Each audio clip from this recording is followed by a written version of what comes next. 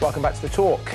Judges are to be given new powers to order cowardly criminals to attend their sentencing hearings, with those who refuse being forced into the dock or spending longer behind bars. Rishi Sunak's announcement comes after child murderer Lucy Letby dodged her reckoning, prompting a public outcry. The Prime Minister unveiled the new law this morning while meeting with families of victims where the killer shunned their own hearing. Cheryl Corbell's 9-year-old daughter Olivia was fatally shot by Thomas Cashman in Liverpool just last year, who then shamefully hid in his cell for sentencing. He was handed a minimum term of 42 years. Similarly, law graduate Zara Alina's murderer failed to attend court for his hearing before Christmas. The judge gave Jordan McSweeney a 38-year minimum term for her brutal murder, and Zara's aunt said the family were denied the chance to look him in the whites of his eyes. We touched on this, was it last week, I think, talking about Letby, and I said she should have been dragged out by her hair and have her head bashed off every step into that dock. I don't care about human rights when it comes to this kind of thing. If it's a case of, beyond all reasonable doubt, this person has committed a crime of murder or serial murder or rapist, don't give them any rights. I don't care about their dignity. Drag them into the dock and make them sit there. That's it. There's hope for you yet. I agree. I love that. You know, just physically haul them there. Yeah. You know, none of this, so I'm refusing, so we'll give you a few extra years on your sentence. If you've already got a life sentence, you're facing 30, 40 years in jail. Not going to make any difference, is it? I love your idea. Let's just go for it. But you can imagine all the lawyers getting all involved. So what are you going to say? I just don't understand. Sorry, I don't understand why they have a choice in this. I didn't ever think there was one. I agree. I'm the same. I didn't realise that they had a choice whether they face accountability or not, and they 100%. It's the least they can do after they've destroyed families in the way that they have. Is to have and it will go such a minute way, but some sense of accountability. Sit up there and face your judgment. Exactly. That's that baby serial killer got no sense of decency. Right, but I mean, after all, people are physically hauled into police vans all the time, aren't they? You know, if there's a breach, people are always being hauled I'll tell around. you what it is. It's the sign of an inconfident legal system. So the problem with this new initiative by the government, which a lot of people go, oh, it's brilliant. Yeah, absolutely. They've got to be forced into the dock. And as you say, I don't care if they are forced. Kicking and screaming. That would be a great symbol. They've lost all their power. The state just won. The state just defeated them.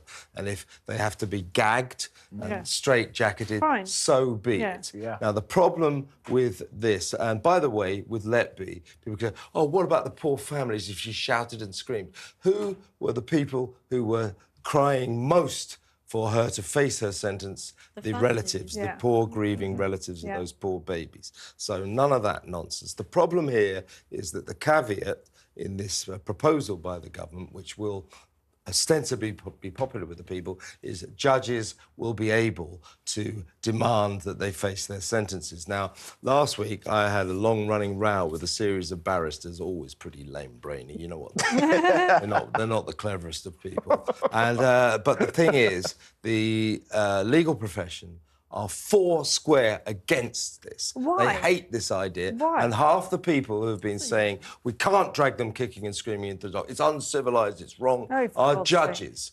So judges will make this decision. They shouldn't have that discretion. I say that what this law should say, never mind the judges, they don't make the decision. And why? The state makes the decision, and they are forced into the dock, whether the barristers in their silly little wigs and the judges in their even sillier wigs like it or not. Can I ask, when you spoke to the judges and they were against it, what were their reasons for that? Well, they think it's uncivilised. And by the way... So it's killing by the way, babies. by the way, you talk about you didn't realise that they had the right to decline to face it. They have the right not to be there for the entire trial if they want. I mean, that's really... They don't even have to be there for their trial. So our legal system, rubbish and sclerotic as it is inconfident. It's not a sign of civilisation, it's the sign of an unconfident legal And it also makes a mockery of the whole victim statement process, which is relatively new, where, you know, victims at the end, you know, when somebody's been found guilty before the sentencing can read out how it's impacted their life.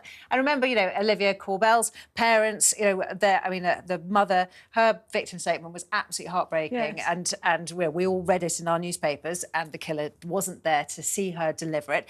And exactly the same with Lucy Letby's victims, you know, the victims' parents. So why even bother having those victim statements. The judge was saying that he was going to send those victim statements down to the cell so Lucy Letby could read them. Big deal. She doesn't have the decency to turn up in court. She's not going to sit down and read that stack of documents. Of course she's not. It's ridiculous. But I mean, as you were saying, Kevin, it makes sense for a judge to have discretion if the person who's been convicted is likely to come up screaming and shouting and saying, you know, it wasn't me, or disrupting it, then I can see that maybe that's not... I don't agree. I don't agree. Matters. I don't think the judges should have the discretion. No. I think the state should say they're in that dock, whether or not we have to straitjacket them. But the judge is meant to have the discretion to protect the victims. That's what it's meant to do. But the victims will love it. The victims will love it. Those people shouting and screaming in the dock, that is the moment of their humiliation. That is when they are utterly defeated by the state. So if they want to scream and shout, so be it, good.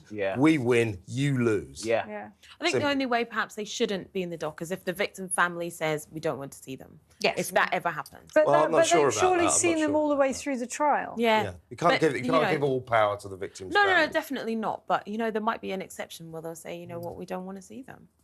Well, they could then leave the court. But, you know, I don't think you do give the power to the victims' families. The less state should have the discretion, power. the better. Certainly not a judge. Never let judges or lawyers decide anything. They always make a mess of it. Anyway.